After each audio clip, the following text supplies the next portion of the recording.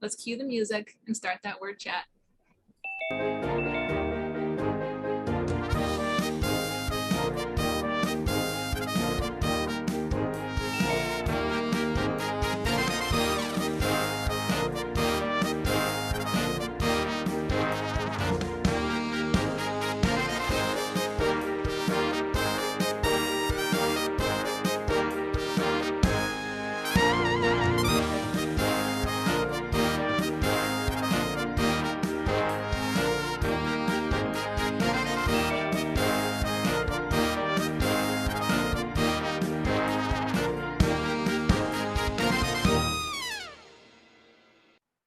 Hello, everybody. Welcome to That Word Chat. This is going to be a really great one. They all are, but this one in particular, we have Russell Harper from the Chicago Manual of Style, and we have Daniel Heuman from PerfectIt. You may know that Chicago Manual of Style and PerfectIt now have a shared product. I guess you'd say the PerfectIt software now checks your documents against Chicago style. So they just announced that this month, so it's still sort of being, I suppose it's all rolled out, but people are trying to figure out how to install it. I haven't installed it yet on my computer, but I've used the beta version, and it's pretty cool. It's pretty nice. So Russell, give a quick introduction. Russell is the editor of the Q&A, the online Q&A for Chicago Manual of Style and the CMOS Shop Talk blog. So he's kind of the voice and the face of Chicago Manual of Style, I think, these days.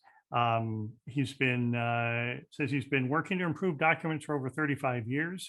So I think he's got me beat by a couple of years there, maybe. And then Daniel Heuman is the CEO, the founder of Intelligent Editing, who comes to us. He's first to admit not from an editing background at all, but he saw a need and developed software to help editors do their jobs better. He's the original developer of PerfectIt, and welcome both of you. I think you're both in New York State. Is that right? That's right. Yeah, Daniel, you're in the big city. That's right.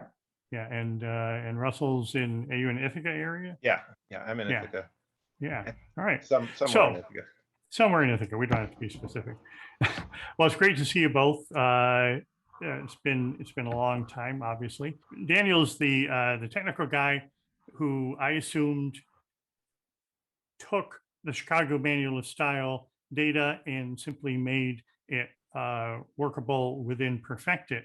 But and so I made that point, and I was told, Daniel said to me, Mark, you could not be more wrong on that. It was Russell who really was the lead on this. So tell me, how did this all come about? So the way I like to think about it, sort of preparing my first presentation on the subject for doing a webinar for ACES next week. And the way I like to think about it is I like to, compare to the greats of entrepreneurship, the Henry Fords, the Steve Jobs, who, have all these things they say about, you don't listen to customers, you come up with these ideas that, if I'd have listened to my customers, I'd have invented a faster horse. And for us, it's nothing at all like that. Really not. The way we came up with this idea is that, hundreds of people asked for this. And editors were typing out lines from the Chicago hyphenation table, line by line by line, into PerfectIt so they could build it. And that's how we got talking to the team at University of Chicago Press, because the demand was just so obviously there. It's what people wanted. The community is amazing and wonderful in telling us what to do, and that's really the origin.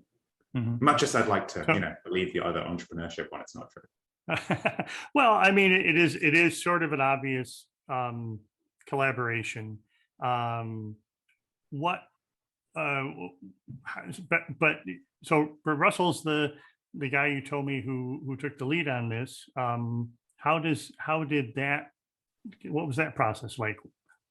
I mean, so we had lots of conversations with the University of Chicago Press before I'd ever met Russell. and I had no idea quite the talent that I was going to be working with. And Russell will never say anything like that because he's very unassuming that way. But once we actually, they said, they sort of told me, well, you'll meet Russell and you'll like him and you'll think quite highly of what he does. And that was just an enormous understatement. Once I sort of explained to Russell what the process was and how PerfectIt works, the rest was sort of him, seeing this vision through to, essentially he's doing that line by line work, but he's doing it in a way that we've never produced anything of this quality before because we've never had access to someone like him. Huh. Well, that sounds like great praise, Russell. Yeah, I don't know. You wouldn't like it. You said, well, you, Mark, said I was the voice and the face of the manual, and I would object that I'm more behind the scenes than that, and always have been. I prefer to be behind the scenes, and the advantage that I offered in this process is that having revised, done the revision for the last 2 editions of the manual, I've read every word in it a number of times, and I've had, I answer questions from the public too in the Q&A. That's something I did 20 years ago now, when I first did it for a little while. And everyone knows Carol Saller, who I would like to call the voice and face of the manual more than me. She's very good at representing the manual, and I've been through it though with a fine-tooth comb many times, and then had to reanalyze, the strands of hair left on the comb, and just look at them over and over and over again and reassess. So the opportunity to go through yet again, kind of mid-edition and say, okay, what could we bring from the manual into PerfectIt? And first, Daniel had to teach me how that works, and that was a fun month because that was a lot of experimentation. And PerfectIt is great because you can get right in and just start doing that yourself, adding terms, changing terms that are in some of your favorite style sheets. Like I like GPO, Government Publishing Office style sheet, very much.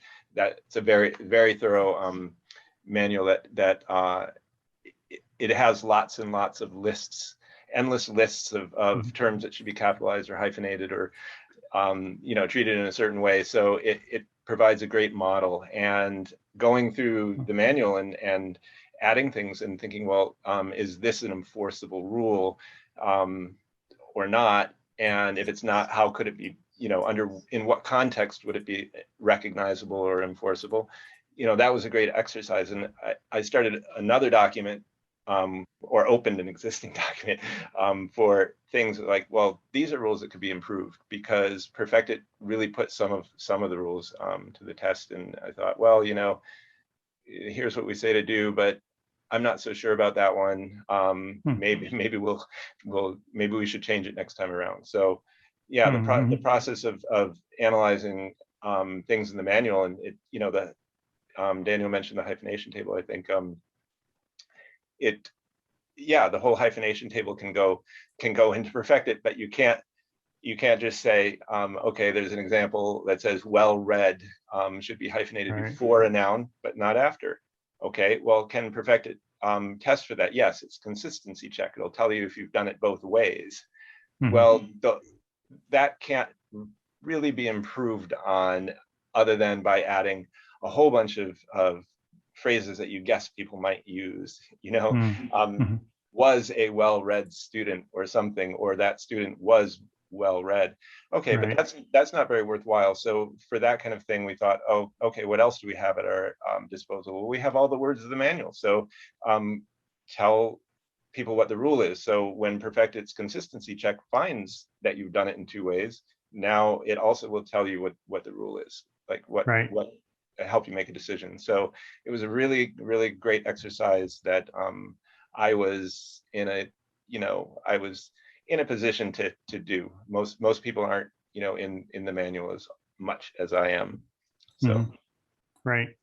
So are there, as you're putting these things in, are there some things left out and some things that you put in, and are there some things that you think, well, maybe this doesn't fit exactly, like you just gave an example, but are there other cases where you feel like you need to flag something, but you don't, it's maybe so nuanced that maybe you don't flag it because it's too nuanced? Or you see what I'm getting at here? Yeah, no, absolutely. You're getting to right the crux of how the whole project began. Because if you say, can software enforce the Chicago Manual of Style? The answer is no, don't even try that. There is a really good reason why this wasn't done before and why it didn't really exist, which is that if you take that as the goal, that you want a piece of software, any piece of software, not just ours, to have the rules of the manual, it doesn't work, because it will just flag everything, every possible mistake in every possible way, and you won't get to work with it. What was different that we were able to bring to the table is that we know who our audience is. Our audience are language professionals. We're not designing a product for everyone. And if your audience is language professionals, what you're trying to do is help them to work faster. So we don't need to create a product that covers every situation in the Chicago Manual. What we want to do is just create something that makes the editorial process quicker, that brings difficult editorial judgments to the user's eye. And if something is likely to be a false positive, don't flag it. This is not replacing an editor. An editor is going to catch those mistakes anyway, so we don't need to touch them. Okay, so there are definitely things when you're using this software, there are things that it's going to fly right by that are, in the manual, but you still have to take some responsibility for doing the editing as an editor. Precisely. Okay, the example I love to use is affect and effect. Every corporate style in the world will have those two things built in as don't confuse these. But if you build those two into PerfectIt, you're going to flag 100% of the instances of both things, and the software is always going to be wrong for half of those.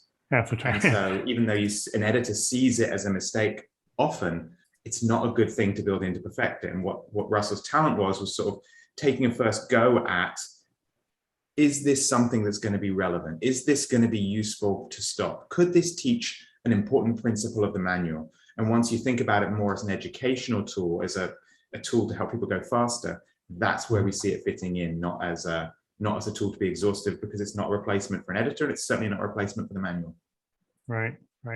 So I suppose one example of that, and I use PerfectIt, and usually on a Mac. I have a Windows machine that I'll run PerfectIt on, and I ran the beta that you kindly sent me for the Chicago Manual on that as well. I've got, I didn't do very well. I got a couple of sticky notes here, but give you those on the break. But the thing I always run, don't turn off is the contraction thing, which, 99% of writing nowadays, contractions are absolutely fine, and it's silly to bother taking them out. And but I don't turn it off, because I always check I always like to get the list of its and ITS, and I go through every one and I read it out loud. It is until, and every now and then you catch one that, whoops, it's not quite right. So so that's great. You have a demonstration. I don't know how, I assume everybody in the room has used PerfectIt, but that's probably a huge, ridiculous assumption. There are probably a lot of people who don't know what it is and maybe thinking this might be something useful. So I think you're set up to give us a little demonstration. Yeah, I'd be happy to. Yeah. I picked for this a document that I know I have access to. And frankly, let's be fair, I know this document has a lot of errors. So for demoing PerfectIt, really simple, runs from the ribbon. And normally the way it used to start would be like this. And if you've got a subscription to CMOS Online, you can link your accounts up and you get this option for the Chicago Manual of Style. And then you just click Start. And as Mark said, I'm quite honest about the fact that I don't have an editing background. I've looked through the past guests on this show, and I'm fairly convinced I am the single worst editor to ever be allowed on here. So I will do my best. Normally, I can just say that when I'm demoing PerfectIt and rely on an audience. But in this case, I might sort of ask Russell to help out a little bit. So the first thing it's found, well, hey, I should say, if you're used to using PerfectIt, you usually see consistency things here. And now it's got a very clear preference. It says hyphenation of phrases. The phrase non sequitur is usually open. And it's got not two choices. It's got the preferred version from Chicago. And it takes you to the location in the document, so you can see precisely where it's used the wrong way around. And the wonderful thing that we've added here is not just these preferences, but the background. So you can click and get the words from the manual itself. Russell sort of created these, like this is the bit that everyone loves. Russell's created these sort of snippets of the manual's text, sometimes exactly the text, sometimes slightly revised, because people take in text differently when they're using software. And so you can see the explanation here. And it's not, that's not about non sequitur. That's not actually in that 7.89 isn't given as an example. But that's the relevant paragraph. Right. That's the relevant chapter and verse, I should say. It's actually also 7.89, as longtime users will know, or longtime users of 17th edition will know, is the paragraph that introduces the hyphenation guide, which is a 12-page table of compounds mostly, and how to hyphenate them. So when non sequitur gets flagged, that's not an extract just from 7.89. That's an extract from part of the table under 7.89 on non-English phrases. So the point of that little snippet is that you wouldn't add a hyphen to a phrase like a priori or non sequitur, nor would you remove a hyphen from it. And in this case, this isn't the best example. Non sequitur doesn't have a hyphen. That's good. But if it were used as an attributive noun, like a non sequitur interruption, which this is, I hope not one of those, it still wouldn't have a hyphen, even though it becomes a two-word compound phrase before the noun, which is very often hyphenated. This rule tells you no, you wouldn't add a hyphen even then. A better example would be like de facto government. Many people would want to put a hyphen in that, but this rule says no, it's invariable. And if you could not ask for a better demonstration of why it was such a pleasure to work with Russell, and why these are just clearly a level that I could not have achieved. Yeah, I have almost a non sequitur here. Am I correct that the hyphenation table used to be not behind the paywall? That it used to be free, and now it is behind the paywall. Is that correct? Do you know? I don't remember that at all. What the 15th edition was the first one to go online. I think that happened around 2006, and at least that's the year it became a CD-ROM. It might have gone online that year or a little bit later. What was the case then was the hyphenation table was no longer a table. It became a list of term, an annotated list, which is what a table is. But and I thought it was a brilliant simplification of the table. That wasn't my doing. That was 3 editions ago. But nonetheless, people said, the table, we love the table. Please bring it back. And so we brought it. So we turned it back into a table for the 16th edition in 2010. I don't remember it being free though. It could be my memory is playing tricks on me. I do know that I was told it was the most, other than the citation stuff, the most looked up thing at the online site was the hyphenation table. Yeah, and that's certainly still true. Still true. Yeah. So yeah, it points these out. You get all this background, and then you click fix, and you can move on to the next location. And here it's found the term hyphenation of compounds. The term socioeconomic is usually closed. Again, it's pointing to 7.89. Again, it's found the exact location for us. And if we click, we get a different bit of information from that table. Right. So you get all the background and click fix and move on to the next one. And sociocultural. So what's happened here is that, the last two we saw a clear preference that we built in for that situation. It's one of the examples that are in the style. And now here we've got the fallback. It's still PerfectIt. It's still linking to PerfectIt standard consistency checks. They're still very much a part of it. It's just where there's a preference from Chicago, that takes priority. And where there's not, you've still got the same. And now it's got the added guidance from 7.83, so that even when it is, falling back to PerfectIt, you've got the words of the manual to help you out. And it's not that sociocultural isn't preference for the manual, and that term could be added to the manual, and it could be added to PerfectIt, and in time maybe it will be. But at some point we had to stop, stop short of adding every single term from the dictionary, though we did add many terms that are just from the dictionary being usually Merriam-Webster. Well, that brings up a question then. The Merriam-Webster famously got rid of the hyphen in goodbye 2 or 3 years ago, Merriam-Webster Collegiate. Up until then, if you're strictly adhering to Chicago Manual of Style, goodbye had a hyphen, much to the surprise of many. The Merriam-Webster is updating its dictionary. So are there updated terms, and especially might show up in terms of hyphenation, are there updated things that reflect the dictionary that weren't necessarily there a couple of years ago? And in 5 years, could we see updates to PerfectIt based on Merriam-Webster's interpretations? The answer to that is yes, and yes. I think if you were to type good, or in your document had goodbye with a hyphen, it would tell you goodbye. You should do it one word, because as of this past year, every term that's in the Chicago style sheet in PerfectIt was rechecked against Merriam-Webster.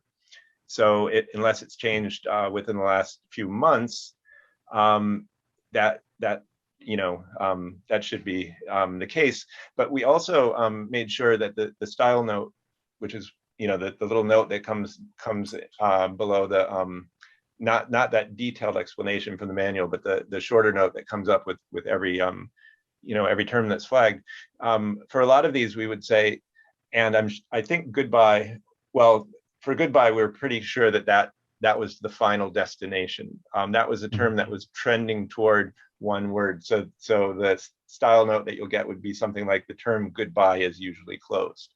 Okay, but for many terms, it'll say something like, check carefully. Chicago usually prefers the first listed term in Merriam-Webster, because we know that they change, and we, of course, we'll want to revisit the list very often as possible, as often as practical. And I don't know, maybe PerfectIt's engineers can develop some kind of way to programmatically check the list against Merriam-Webster, a snapshot of Merriam-Webster at any point in time, and that would simplify things. But yeah, that's very much a concern. I was very nervous about that. Every term in there did, matinee has no accent, but entree has an accent. That that's not logical, but those are both equal variants in Merriam-Webster. So it's the accent version or the unaccented version, or the other way around, depending on the term. And at first I didn't like that, and I thought, no. The editor in me said that's terrible. If entree has an accent, matinee must have one too. Otherwise, I can't live with it that way. Right. But I had to say no, because that's my judgment, which may apply in one given document. But what does Chicago say? It says choose the first listed term. And that doesn't mean because you can't use the second listed term, even if it's not an equal variant, with some exceptions. If we have time later, I want to go through an example of a term that has several exceptions, all of which I think are not just opinions, but they're kind of wrong.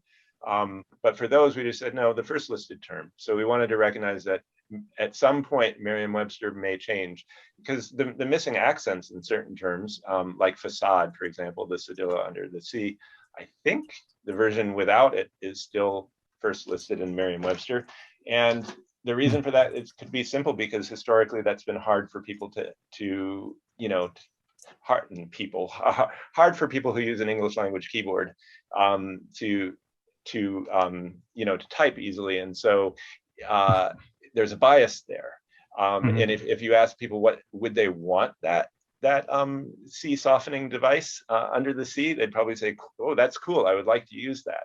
And then it would go from equal variant to preferred. And that may happen. So yeah, those things need to be revisited, definitely. Okay. Right. Can we carry on, Mark? Or do you want, I know you don't want us to get too technical, but I'm happy to show a few more examples. No, and I've got to keep myself from being too technical, I think. But and we said, let's do this really quick. We'll just run through this screen share. And then, of course, I keep interrupting with all these questions, because I get really geeked out about this. This is really cool. That's why we're here. That's why we're here. It's okay with me. All right. Go ahead, Daniel. Continue, please. So, the next one it's found is words following so-called, and it says quotation marks are usually unnecessary for a word or phrase following so-called. Okay. Oh yeah. And it's got visited there, and we can see more in the guidance. I did have I had a question whispered in my ear. Is the it wasn't really whispered in my ear. I'm joking about that in the chat. Is that copy and pastable? So can you grab that text that's in the upper box and like put it in a comment note, save it for a comment note for the... I bet I know who whispered that in your ear, because there is a very, very smart organizer who suggested that to us a while ago. We love that suggestion. It didn't make it into this release yet, but we really like that idea, and I can see why that would save editors a bunch of time. So yeah, no, hopefully in the future, but not yet. For now, it's just you click fix, and you can move on to the next one. Plural forms of decades and other numerals are spelled with an S alone, no apostrophe. The guidance 9.33 is here. I should say all the red things, the red links are clickable. Those will take you direct to CMOS Online. So you've got the background and you can get more. And that text, when you go to CMOS Online, then the text becomes copy and pastable. Yeah. The feature that you mentioned is not the cool thing we want to do in the future is not actually copy and paste. It's to get that there faster, perhaps in a comment or something like that. But that's one for the future. Okay. So click fix and move on to the next one. I do want to do a couple of these just because I know a little bit of what's coming up. So numbers with percent, it says except at the beginning of a sentence, use a numeral to express a percentage, e.g. the digit 3 and then percent. We can see the guidance on that, and we can see the location, and I'll click fix. And then I'll move on to the next one. And this is exactly the point of, you do need to pay attention. PerfectIt's not going to be just giving you the list of things to change. Look at the context, look at the notes. So it says 72%. It seems a lot like the last one, but the note says except at the beginning of a sentence, and the software's not spotting, not enforcing that in this situation. It will do in some other ones, but not in this one. So it is important to look at the context carefully, even when it's not a consistency match. And that's the kind of thing we were doing. We're saying, okay, well, is this going to be worth, if we flag all these things, is it worth an editor's time for us to do that? Or will it be too many false positives? And here you can see that balance kind of in action. And so I'm not clicking fix this time. Click next. Enjoyed putting these sorts of things in. There's this sort of tricky balance of how much do we build in, how much do we not? And in some cases, we build in 3 examples, and I hope that that's enough. And in the case of last names, we built in about 2,000 of the most common surnames ending in S or Z, because we could. because the software, it's not going to slow the software down to have this long list. And that's still only a fraction of all the last names out there. But hopefully the idea is it's enough to teach the principle that we can, include the most common last names, and they're going to come up enough that anyone working with the product, maybe not in the first document, but in time, it will start pointing out these things to you in a way that, you get to learn what Chicago style means in that sense. Right. Did you include Saunders for our producer, Heather Saunders? I don't know. Yeah, something to look at. The answer is yes, we did. Excellent. So we can put fix on here. The abbreviation et al. And others is spelled with a period after al, but not after et. So really common mistake to make. Click fix. And I wanted to show this one too, because what you'll see here is that we're not going to be able to fix this one in one go. So there's kind of two. This is my thesis. I can make fun of it all I want. There are two mistakes in this one according to Chicago style.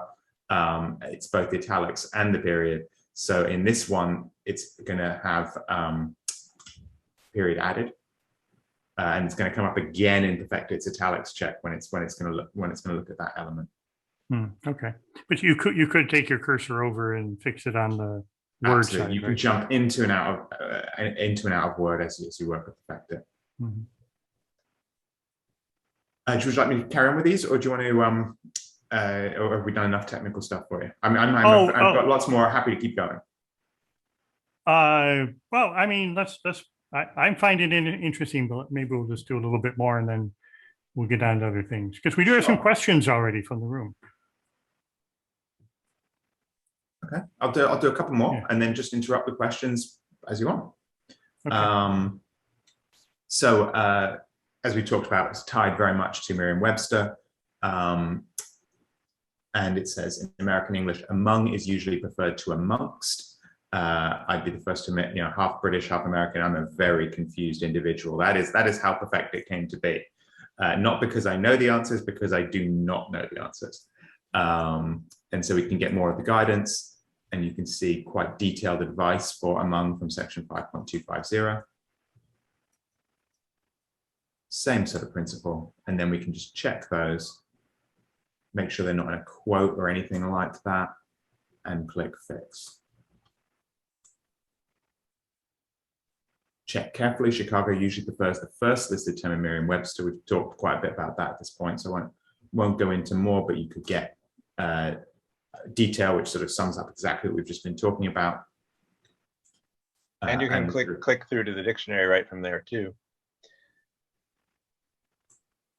That one will take you to mw.com and click fix and move on to the next one. And you can see you get all these instances. And again, I want to emphasize that you really do need to take a closer look. You can't just, PerfectIt has this really tempting, I don't know if you can see it behind everyone's face, but it has this very tempting fix all button. And a lot of what we do when we sort of teach PerfectIt is try and convince people not to use that. They love that it's convenient, but actually as an editor, what you want to do is you want to look through and check each location, because there could be a reason why we would break from the standard in this. The preferred form in American English is toward with no S. And jumping to it, there is a quote. That's this one, taken direct from source material. So all these other ones we could click fix, but not that final one.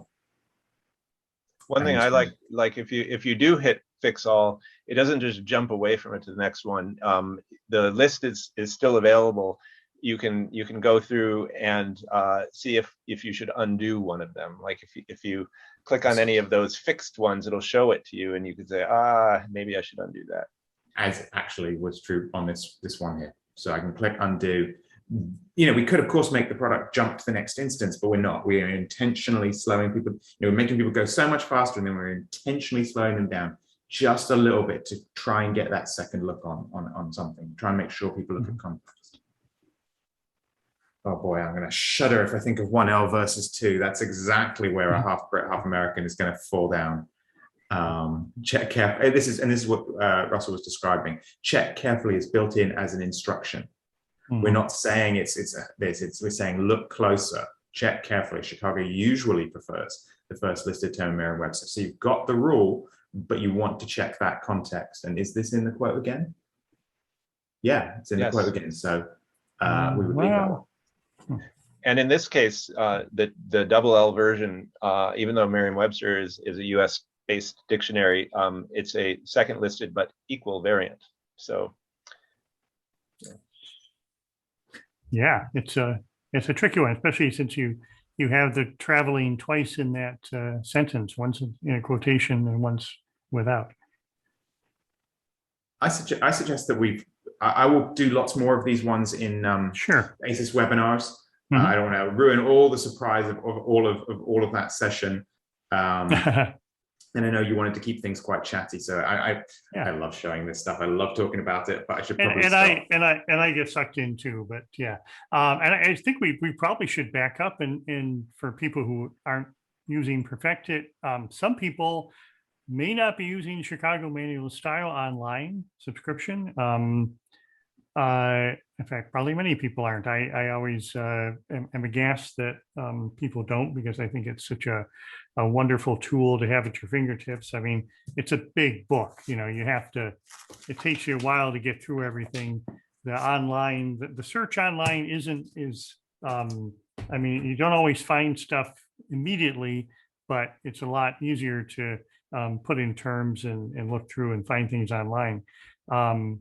So you do need both. That's correct, right? You need to subscribe to PerfectIt. You need to subscribe to the Chicago Manual Style.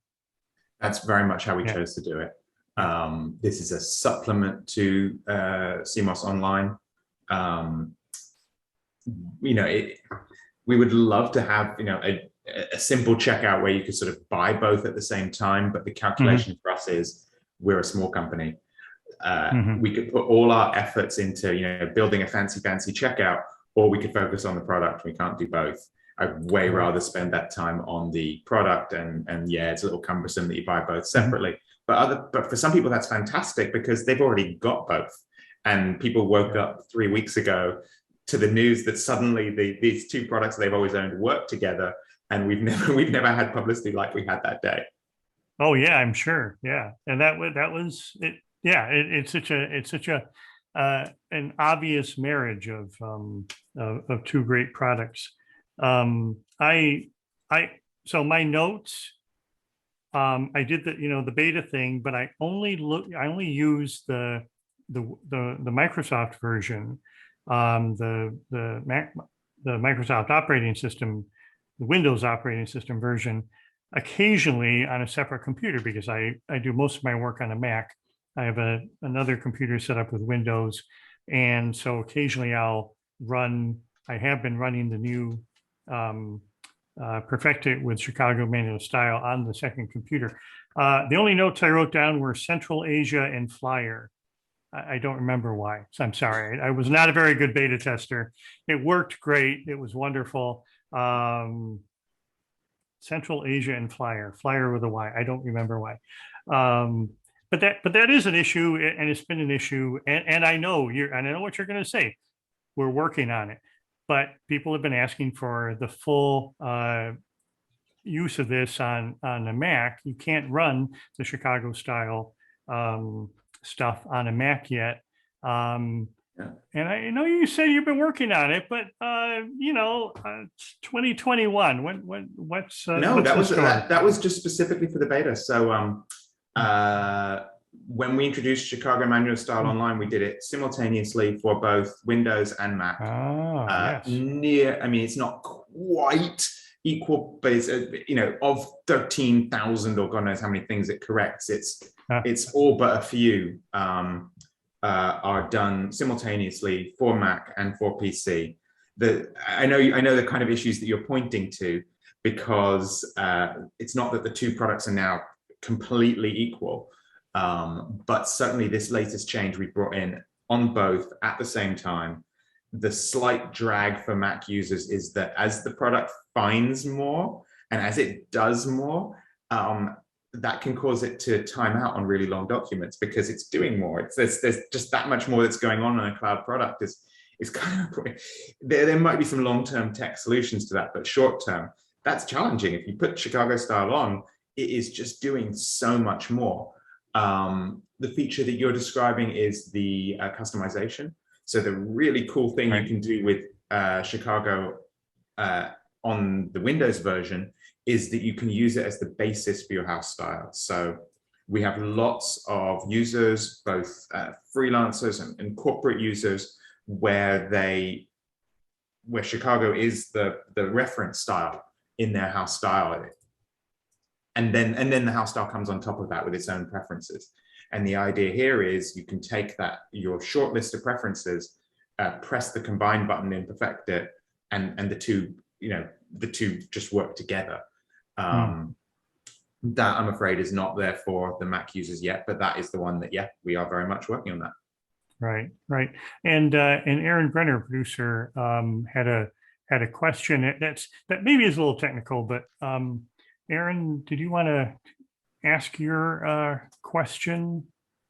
Well, I think Daniel was hinting at it, or said it. I create style sheets for all my clients on the PC. And so it sounds like I can now take the Chicago manual of style sheet and use that as the base to create a custom style sheet that uses that builds on that and adds my client's house style on top of it. But it sounds like maybe it's a click of a button instead of having to go through all the rules, because that's a little time consuming.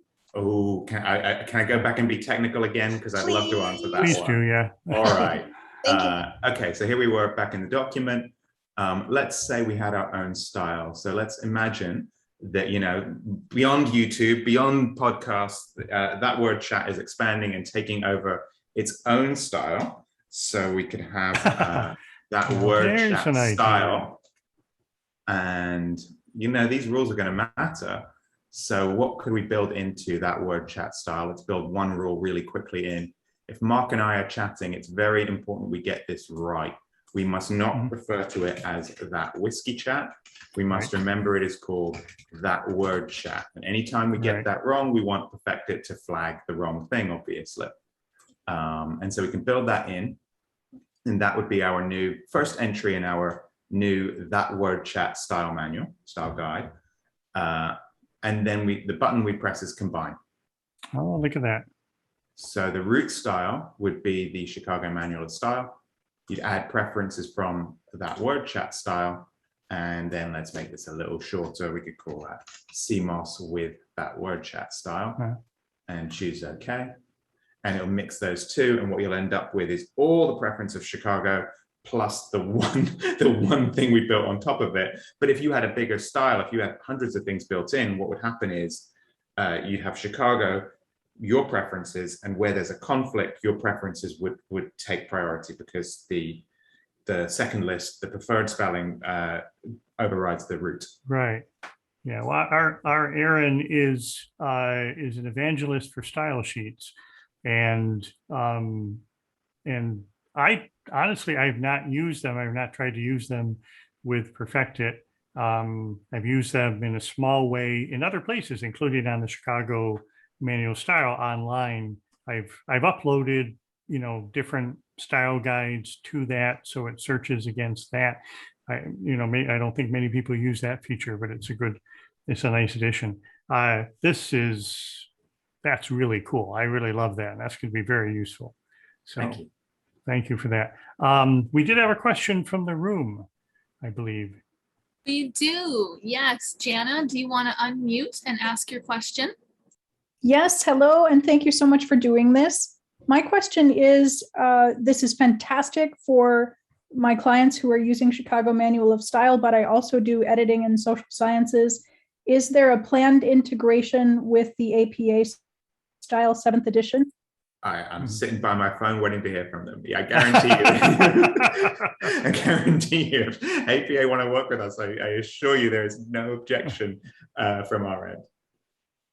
Are there other, I mean, there are other style guides. There's, MLA and AMA and et cetera, et cetera. I mean, it's the same, like at Chicago, yeah. The image that people have for style manuals is these dusty tomes that aren't up with technology, and it's just as with so many things when it comes to editors, the stereotype that it's not true. So many editors are very technical, and the Chicago manual, we talked about it going online in 2006. That's really early for that kind of thing. So Chicago is very much at the forefront here. There's a reason why you get to be a product that lasts for 115 years. It involves thinking ahead. So I hope that others will think this way. We would love to have more than just Chicago, but there's also a reason why they were first. Mm-hmm. Okay. I wanted to push on this. We talked about this a little bit, but this really does open up the possibilities, I suppose. So Chicago Manual of Style is something that historically is updated about once in a decade, every 10 years. It doesn't like the AP Style book. The AP Style book is a news or part of a news organization and updates constantly, and will change according to the current needs, which means that the Chicago Manual of Style, I believe in the 17th edition went lowercase on email, or maybe it is the 16th edition, lowercase internet, that sort of thing. It sort of just sticks there for a while and doesn't necessarily keep up. So, Russell, is that something that you can see changing at some point, especially with the more reliance on the online product? Well, Chicago's not looking at doing like yearly updates anytime soon, as far as I know. Yeah. Part of that is the advice in Chicago tries to be, our aim is, as far as I read it, has been to be as general and as helpful as possible, and not to say, for example, that like email is never hyphenated, and if you hyphenate it, you're just wrong now because that's changed. The idea is email is our preference now without a hyphen. In the 16th edition, 2010, it still had a hyphen. The New Yorker still hyphenates it. I can tell if I read a recent novel when it was copy edited based on that, but it's not as if things like that change every single year. And Chicago is not, like, AP is a great resource for us because they have updates on changing situations in the world. When new events require renaming a country or an area, or they have their race-related coverage, for example. They do things that are tapping into how journalists need to write about what's happening now every single day. Chicago's more about the general principle is that, again, we prefer the usage that you'll find in first listed term in Merriam-Webster. We encourage consistency. It's not and this is important, whereas AP is more like a dictionary in a way. The heart of that is 2/3 of it, at least, I think, is an alphabetical list of terms and related things, whereas Chicago is chapters on different principles for right. Punctuation and names and terms and abbreviations and quotations, and they're all editorial principles that with with logic, consistency, respect for an author's style, and an eye toward current usage, if that's appropriate. Because you may be editing something which includes lots of documents from the 17th century, 18th century, and so fidelity to original sources is more important. It's the principles of editing that matter for the Chicago Manual of Style more than usage for specific terms. And that's where PerfectIt was very interesting, this project, because there's an overlap there. And in getting terms that are in the manual as examples, it was very tempting to begin to supplement that with additional terms and things outside the manual, which we did for a lot of things. And that makes PerfectIt more of a real-time living document, a more organic thing that represents the manual as it would be interpreted today, and that will continue to change and be updated. But the revision cycle for the manual, it's been 7 years for the last few editions. That still seems appropriate because again, it's not so much about a long list of terms as it is about the editorial principles behind the decisions that editors and writers make. Right. And Chicago has this preferred way of doing things, but it's famously, I think it could be irritating to some who are looking for a strict answer, but very often the answer is you could do it this way, or this is seems to be the better way, but some people do it this other way, and we're not imposing a specific rule on you. But we talked earlier, I found this very interesting that that a few months ago, following the lead of a lot of other style guides and news organizations, Chicago in the CMOS, in the blog, you made the decision that you would prefer, that Chicago would prefer capitalization of Black as a racial term. In this edition, it says, I can't remember the wording, but it sort of says sometimes some prefer to capitalize it and some don't. Was this the first time? Was this have you ever done anything like that where you said, we said it this way in the book, but now we're going to recommend you do it this way? Yeah, I think it was the first. It's the only one I can think of that would constitute a rule change, and it was the change to the wording for a small paragraph within a larger paragraph with a lot of other terms and their capitalization, and it pushed it from unless an author, use lowercase unless an author prefers otherwise, to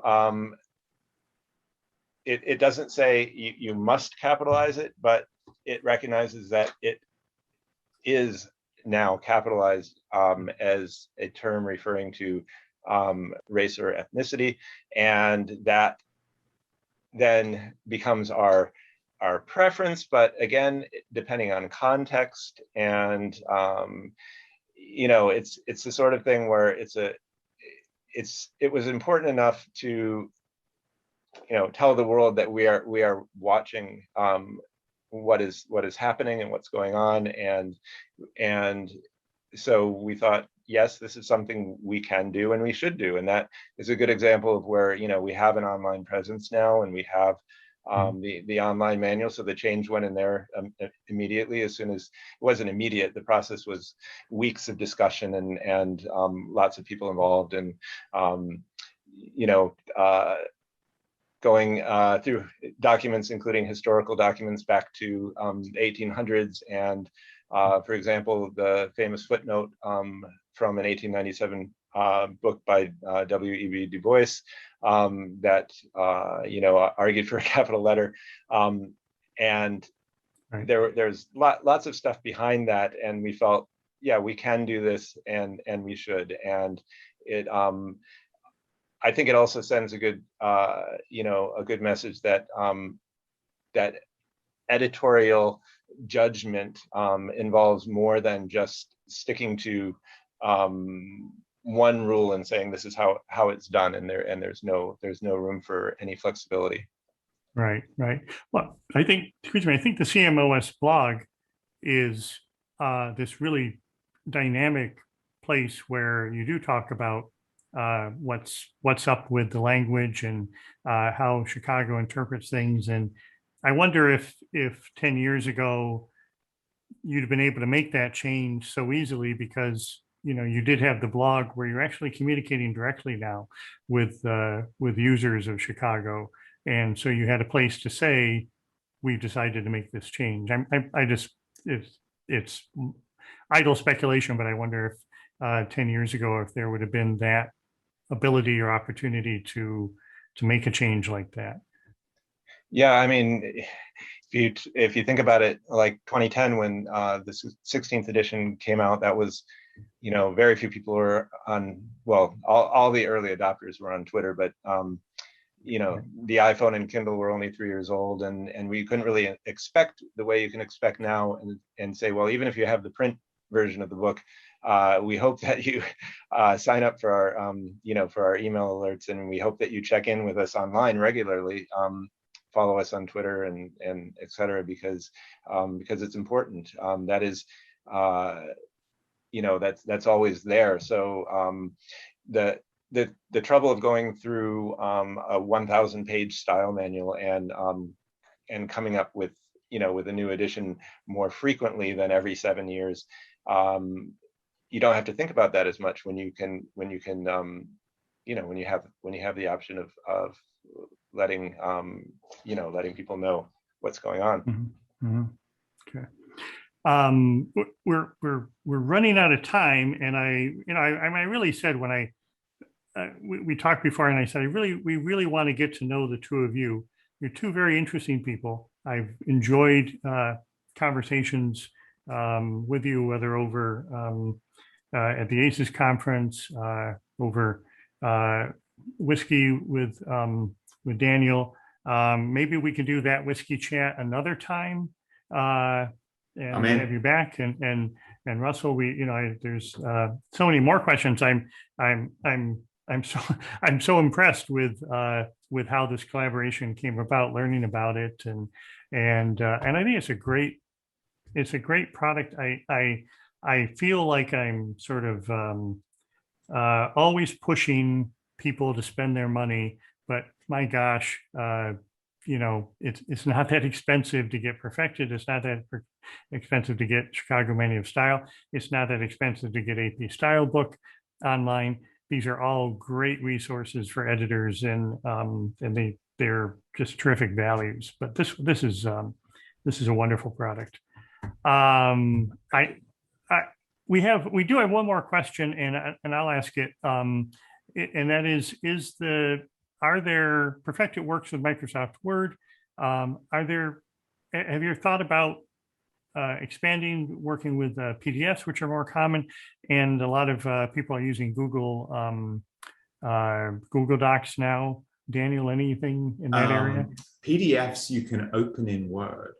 A little secret that I think it was even Word 2013, they built it in and they didn't make a big deal of it, but you can open up a PDF in Word.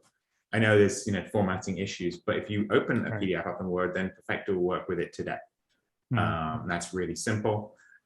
Google would be much more of a challenge. We're certainly aware that there is this direction in the world, but it's a whole other language on the back end. So not in the short term, but we're certainly aware of it in the longer term. Yeah. All right. Thank you both very much. Thank you both for doing this, because it's a product, you're selling it, but my gosh, it's just so great to have, and it's appreciated. It's such an honor to be here. Really appreciate it. Yeah. Well, we'll have to do it again, and I really could go on for. I don't want to get off the Zoom, but we have to. it's an hour. People are ready to go. Thank you so much. Oh, and you're doing a webinar with ACES in a couple of weeks. Yeah. And it's billed as only me, but I'll let you in. There is a special secret guest who will also be available to answer questions. Yeah, I hope to be there to answer questions. Yeah. Oh, that's wonderful. Terrific. But yes, that's next week through the ACES website. There's going to be a series of 3 webinars about PerfectIt, but the first one is really the deep dive into all of this technical stuff. So Russell and I are working on that at the moment, really showing how the product functions, what to look for, that kind of thing. So that should be a lot of fun. Yeah, cool. All right. Thank you, everybody. We're back in a couple of weeks with another show. Please join us again. Thank you, Daniel. Thank you, Russell. It's been a great pleasure. Thank you. Have a great night, everybody. You.